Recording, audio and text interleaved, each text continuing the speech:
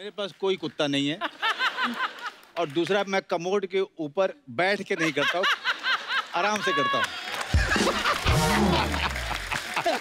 लेकिन मैं इनको एक बात बताना चाहता हूँ कि देखिए, हमने जब पढ़ाई शुरू की थी तो झोपड़ी में हमारे गांव में, जैसे कि पंकज ने भी की, गांव में जब हम जाते थे तो वहाँ पे पानी का तो कुछ सिलसिला ही नहीं होता था, कोई टॉयलेट का भी सिलसिला नहीं होता था। तो विश्वास भाई, मैं आपको बताऊं कि हमने उस तरह से साफ किया है।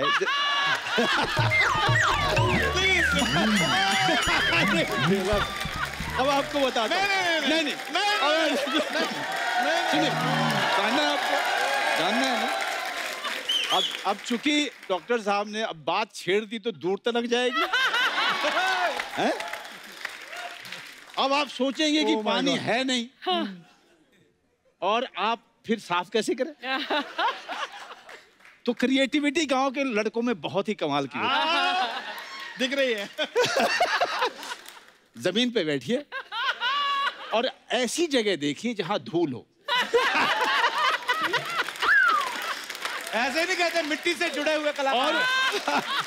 और उसके बाद ऋतिक रोशन के स्टेप कीजिए।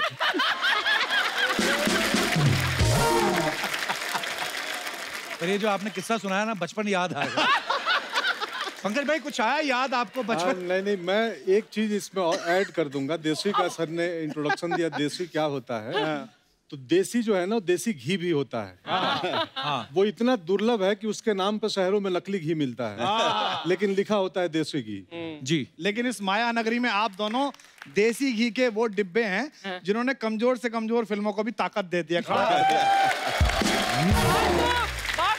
दोनों आज इतनी मजेदार बातें होने वाली हैं कि आइए यहाँ पे विराजमान हो जाइए।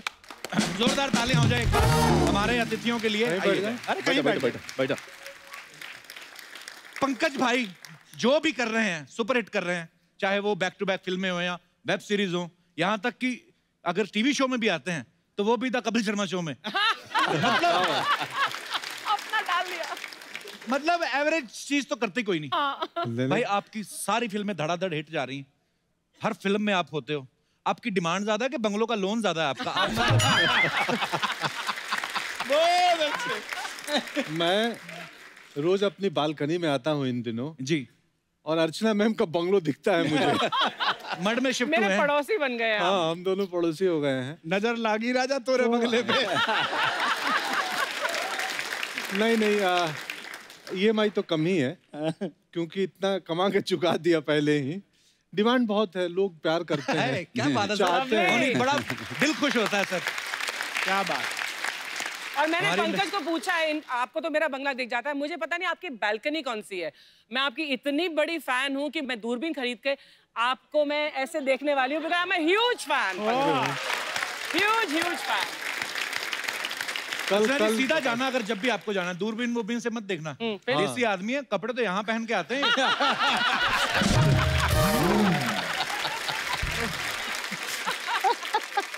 भाई आप फिल्मों में जब किरदार करते हो बड़े मजेदार होते हैं और इतने भोले दिखते हो आप सच्ची में भोले हो भाई के गुन्ने हो आप?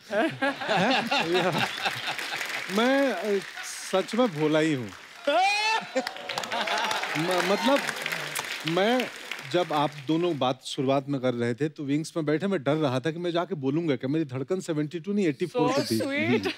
क्योंकि हमें आदत नहीं है। आप कितने कमाल की बातें करते हैं, लगता है क्या बोलें। आप ये जो बोलते हैं यही बड़ा प्यारा लगता है सर। अरे इसी का ही तो मजा आ रहा है। बहुत अच्छा। मनोज सर और पंकज भाई बिहार से हैं, आप यूपी से हैं, कुमार भाई, अर्चना जी भी यूपी से हैं। अच्छा, कोई दौर होता था यहाँ पे पंजाब का बोलबाला होता था। आज बिहार यूपी जिसको चाह दिया ना, हाँ, वो केंद्र में सरकार बन जाती है।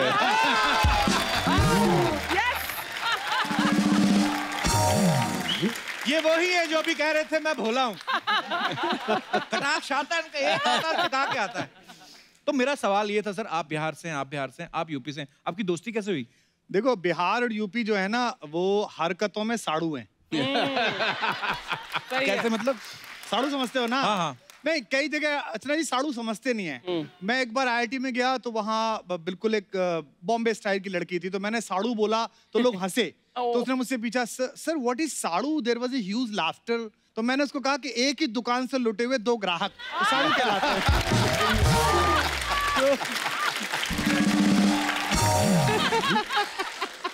पर नहीं, हम लोग साड़ू हैं। पर देखो, वैसे सच बात यह है कि मनोज भाई से मेरी दोस्ती हुई पोइट्री की वजह से। अच्छा जी। दिनकर जितना इनको याद है, और अभी मैं एक बात कन्फेस करना चाहता हूँ आज कि LGBT राइट्स पर मेरे विचार एक टिपिकल हिंदुस्तानी जैसे थे। यानी कि मैं स्वीकृत होना चाहता था, मैं सहमत होना चाहता था, लेकिन मेरी पुरानी मान्यताएं, कस्बे गांव में हुई बातें, मजाक, वो सब आगे आती थी। लेकिन आज मनोज भाई मैं ये कन्फेस कर रहा हूँ कपिल के शो में कि जब आपकी अलीगढ़ मैंने पहली बार देखी, उस दिन से मैंने रेस्पेक्ट करना शुरू किया कि हर आदमी का अपना राइट है। और इनसे दोस्ती हुई मसान के दौरान।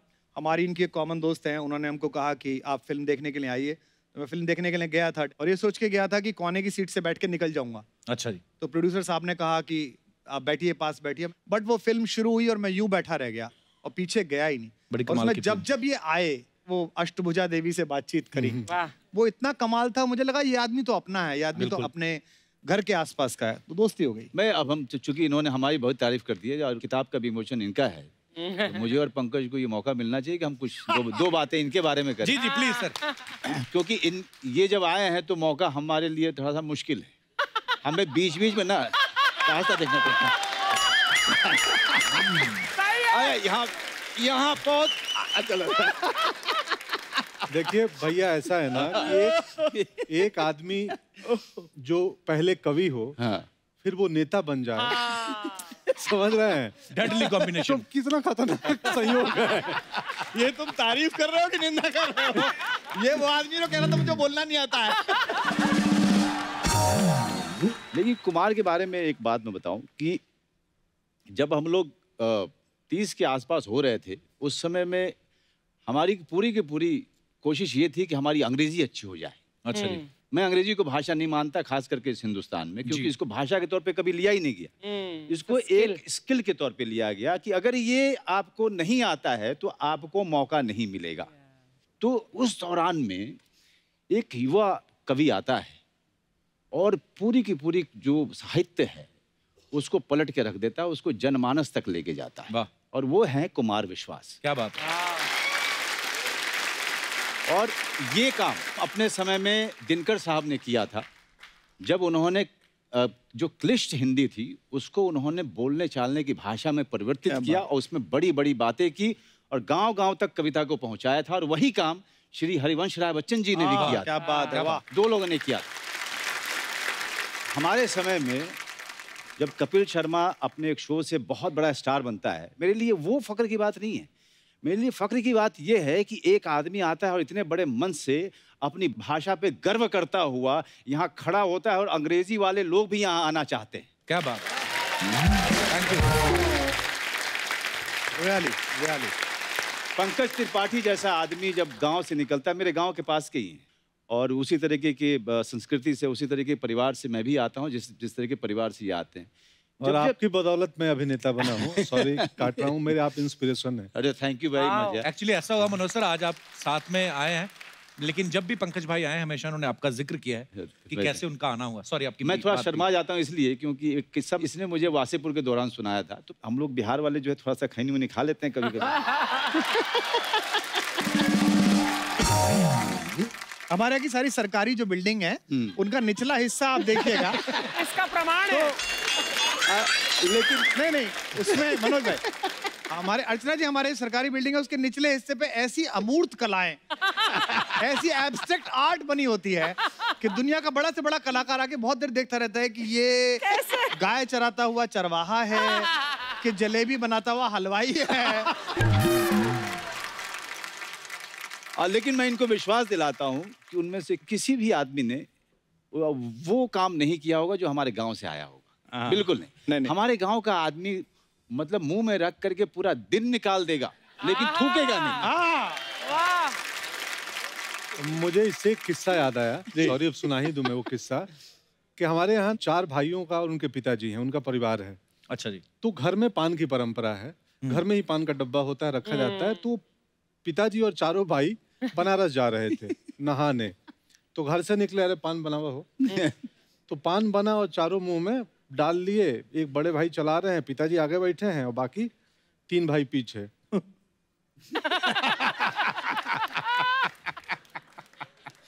4 घंटे निकल रहे हैं, कोई किसी को बोल नहीं रहा है, तो चाय पीने के लिए कहीं रुक जाओ। तो ऐसे करके आधे घंटे बाद इशारों में गाड़ी एक ढाबे पे रुकी। फिर ढाबे के पीछे गए और सब धरती के लाल हुए। खैर, लेकिन मनोज तुम्हारा वो वाक्य पूरा नहीं हुआ। तो एक बार मुझे इन्होंने वासीपुर में बताया था, सर्दी की सुबह थी, हम लोग बैठे हुए थे अपने अपने कॉस्ट्यूम में, तो इन्होंने कहा कि भैया आपको याद है आपका चप्पल गुम हो गया था। मैंने कब? तो मौर्या में आप ठहरे हुए थे, आपका चप्पल गुम हुआ था ना? हाँ हाँ यार, मेरा चप्पल गुम हो गया था, वहां से मुझे मिला ही नहीं चप्पल, तो वो मैं लेके चला गया था। Really? So sweet यार। नहीं देखिए क्या होता है, मैं इस घटना में सब करेक्ट है। मैं अपना वर्जन सुनाता हूँ। हुआ यूं कि अचानक मैं किचन में था, किचन सुपरवाइजर था उस वक्त। तो कॉल आया कि यार मनोज जी आए हैं, और मैं थिएटर करता था तो रसोई वालों को पता था यार ये मनोज बाजपेयी आए हैं। बोले हैं? हम तो मतलब ऐसे थे विस्मृत। तो मैं बोला यार उनके रूम से कोई भी ऑर्डर आए ना, रूम सर्विस को बोला तो मुझे बताना सीधे कि क्या चाहिए। तो खबर आई कि एक सूप चाहिए और सेव एप्पल चाहिए। तो मैं बढ़िया 50 किलो एप्पल में से आपके लिए 4 चुनवाए थे। कि थोड़ा भी उसमें कहीं दाग धब्बा कुछ नहीं हुआ। अमूमन होटल में अच्छे होते हैं, बट उसमें भी मैं बेस्ट ऑप्शन निकलवा के और बढ़िया से उसका रैप वैप करा के और रूम में भेजा, और बोला कि उनको जो वेटर गया कि उनको बोलना एक लड़का है मिलना चाहता है थिएटर का, 2 मिनट में मिल लूँ। कट्टू मैं गया, भैया से मिला कि प्रणाम, मैं भी थिएटर करता हूँ, पैर वैर छुआ, और ज्ञान भैया बैठे थे, ज्ञानदेव भैया भी। मैं निकल आया। अगले दिन सुबह में ये चेकआउट करके एयरपोर्ट गए, चले गए। तो आम तरह पे बड़े होटलों में आपका कोई छोटा मोटा चीज छूट गया तो हाउसकीपिंग डिपार्टमेंट में वो इत्तला की जाती है। तो इनका एक हवाई चप्पल स्लीपर छूट चुका था। तो हाउसकीपिंग वाले ने बोला अरे तुम्हारे मनोज बाजपेयी गए हैं, चप्पल छोड़ दिए यहीं पे। मैं बोला भाई उसको जमा मत करो, मुझे दे दो। क्यों? क्योंकि एकलव्य की तरह अगर मैं इनके खड़ाऊ में अपना पैर डाल लूंगा। हाय हाय हाय हाय।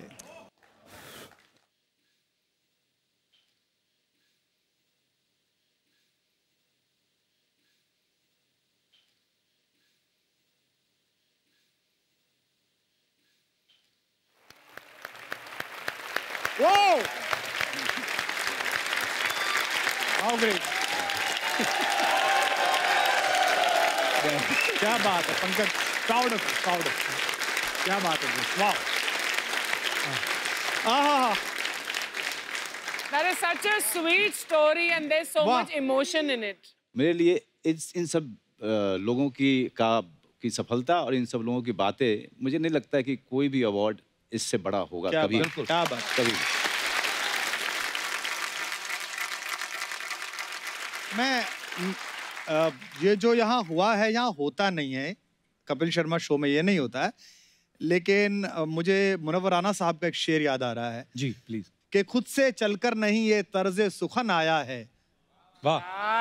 खुद से चल के नहीं ये तर्जे सुखन आया है, पांव दाबे हैं बुजुर्गों के तो फन आया है।